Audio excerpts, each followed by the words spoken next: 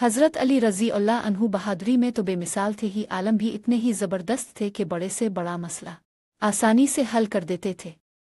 एक दफ़ा दो आदमी आपकी खिदमत में आए और अपना मुकदमा पेश किया। उनका झगड़ा बड़ा अजीब था। वो दोनों एक जगह बैठे खाना खा रहे थे। एक के पास 5 रोटियां थीं और दूसरे के पास 3। इतने में एक मुसाफिर आया। उन दोनों ने इसे भी अपने साथ खाने में शरीक कर लिया। खाना खाने के बाद मुसाफिर ने उन्हें 8 दिरहम दिए और कहा कि आपस में बांट लेना। मुसाफिर तो ये कहकर चला गया, मगर इन दोनों में 8 दर्रामोहे की तकसीम पर झगड़ा हो गया। 5 रोटियों वाला खुद 5 दिरहम लेना चाहता था और दूसरे शख्स को 3 दिरहम दुनिया चाहता था। इसका कहना था कि मेरी रोटियां चूंकि 5 थीं और तुम्हारी 3, इसलिए 5 दिरहम मेरे और 3 तुम्हारी। मगर दूसरा शख्स कहता था कि मुसाफिर ने हम दोनों का खाना खाया है, इसलिए दोनों को 4-4 दिरहम मिलने चाहिए।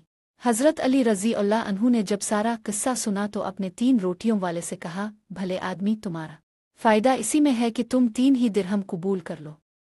हिसाब किया जाए तो तुम्हारी हिस्से में सिर्फ 1 दिरहम आता है। ये बात सुनकर वो शख्स बहुत हैरान हुआ और कहने लगा, 1 दिरहम? भला ये कैसे हो सकता है? मुझे समझा दीजिए। हज़रत अली रज़ी अल्लाह अन्हु ने कहा, लो सुनो, तुम्हारी पास 3 रोटियां थीं और तुम्हारी साथी के पास 5, कल 8 रोटियां थीं और खाने वाले 3। हर रोटी के 3 टुकड़े करें तो 8 रोटियों के 24 टुकड़ों को 3 खाने वालों पर तकसीम करो तो हर एक के हिस्से में 8-8 टुकड़े आते हैं। बस 8 टुकड़े तुमने खाए, 8 तुम्हारी साथी ने और 8 तुम्हारी मेहमान ने। ये हिसाब ठीक है ना? इस शख्स ने जवाब दिया, हाँ जनाब, बिल्कुल ठीक है। हज़रत अली रज़ी अल्लाह अन्हु कहने लगे, अब सुनो कि तुम्हारी रोटियां 3 थीं।